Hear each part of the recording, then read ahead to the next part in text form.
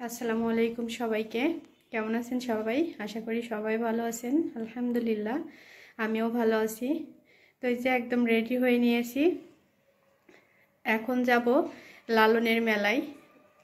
লালন শাহের 135তম তিরোধান দিবস উপলক্ষে 17, 18, 19 এই 3 দিন ব্যাপী যেই মেলাটা শুরু হয়েছে আর কি।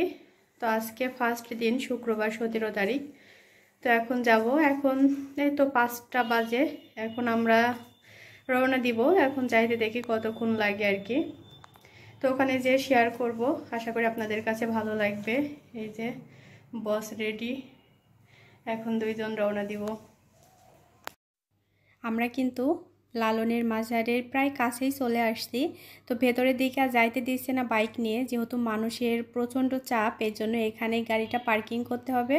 আপনাদের ভাইয়া গাড়িটা পার্কিং করতে গিয়েছে, তো আসলে তারপরে এই যে এখন আমরা চলে যাচ্ছি মাজারের ওইদিকে আর কি। দেখেন প্রচণ্ড মানুষের চাপ, এত পরিমাণ ভিড়। প্রথম দিনেই কিন্তু অনেক বেশি মানুষের চাপ, কারণ প্রত্যেকবার কিন্তু দ্বিতীয় এবং তৃতীয় দিন বেশি ভিড় হয়, কিন্তু এবার একদম প্রথম দিনেই অনেক বেশি ভিড়। তো যাই হোক, অনেক কষ্ট করে একদম মাজারের যে মেন গেট আর কি, মেন গেটের সামনে চলে আসছি। এখন চলে আসছি এই যে সেই লালন শাহের মাজার আর কি। তো এখানেও দেখতে পাচ্ছেন অনেক ভিড়, মানে দুই পাশে একদম পুরো অনেক মানুষ। আর এখানে লালনের যে ভক্ত সাধু সন্ন্যাসী, তারা কিন্তু মাজারের পাশে অডিটোরিয়াম, সেখানে অবস্থান করছিল ওনারা। এখানেও দেখেন অনেক সাধু এবং সন্ন্যাসীরা আছে। তো এখানে কিছুক্ষণ ভিডিওটা করে এখন ভাবলাম যে যেহেতু সন্ধ্যার পরে অনেক চাপ বাড়ছে মানুষের, আরও এখানে বেশিক্ষণ থাকা যাবে না। তো এখন আমরা চলে যাব মেলার ওই দিকে। তো মেলার ওই দিকে যাওয়ার আগেই কিন্তু মেন গেটটা বন্ধ করে দিয়েছিল, কারণ মানুষের প্রচণ্ড চাপে এই জন্য গেটটা বন্ধ ছিল। তো এখানে কিছুক্ষণ ওয়েট করার পরে এখন চলে আসছি মেলার এই দিকে।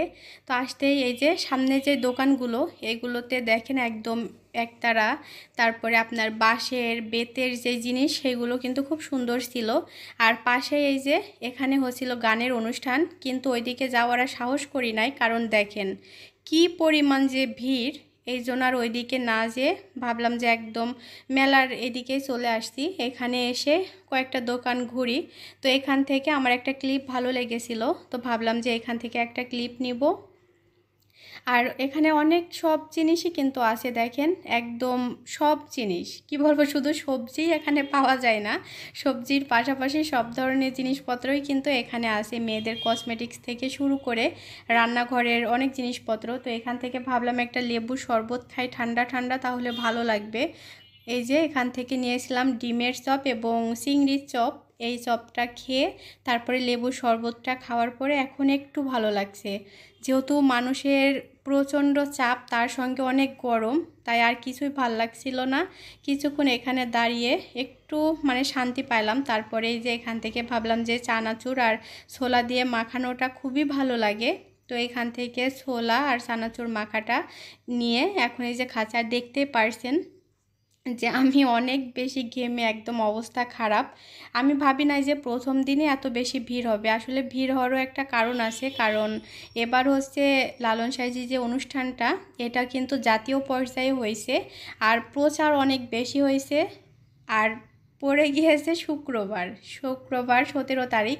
যে যেখান থেকে পারছে একদম ট্রেনে বাসে সব চলে আসছে, যার কারণে এইবারের মতনের আগে কখনো এত পরিমাণ মানে ভিড় হয় নাই। তো যাই হোক, এখান থেকে মজার মজার কিছু খাবার খেয়ে এখন ভালো লাগছে। এদিকে একটু ভিড়টা কম আর কি, মাঝারের ওইদিকে হচ্ছে চাপটা বেশি। তো এখানে চালতার আচার ছিল, চালতার আচারগুলো কিন্তু খুবই ভালো লাগে আমার কাছে। আর এখানে এই যে একটা পিঠা টাইপের তৈরি করছিল, পিঠা বলবো না প্যান কেক বলবো এটা বুঝতে পারছি না। এই যে এখন দেখেন ডিম দিয়ে এটা তৈরি করছিল, এটা এর আগেও আমি একবার খেয়েছিলাম, ভালো লাগছে। তো এবারও এই জন্য নিয়েছি। আর আমার সব থেকে পছন্দের হচ্ছে চিংড়ি। তো আমি আসলে কিন্তু চিংড়ি একটা না খেয়ে বাসায় যায় না। তো এখান থেকে একটা চিংড়ি নিয়েছিলাম, চিংড়িটা খেয়ে এখন ভাবছি যে বাসায় চলে যেতে হবে, কারণ যতটা রাত বাড়ছে ঠিক ততটাই মানুষের চাপ বেড়ে যাচ্ছে। পরে যাইতে গেলে অনেক বেশি প্রবলেম হবে, তার কারণে আর বেশিক্ষণ থাকবো না, এখন বাসার দিকে চলে যাব। তো এবার লালন সাইজের 135তম তিরোধান দিবস উপলক্ষে যে 3 দিনের মেলাটা শুরু হয়েছিল 17, 18, 19, যাই হোক এবার কেমন লেগেছে আপনাদের ভিডিওটি অবশ্যই কিন্তু কমেন্ট করেন। আর আপনাদের জন্যই মূলত এখানে যাওয়া, যেন আমি আপনাদের সঙ্গে শেয়ার করতে পারি আর কি। ভালো লাগলে লাইক করবেন, শেয়ার করবেন। আজ এই পর্যন্তই। সবাই সুস্থ থাকবেন, ভালো থাকবেন, আমাদের জন্য দোয়া করবেন। আর ভিডিওটি ভালো লাগলে শেয়ার করে দিবেন। তো আল্লাহ হাফেজ।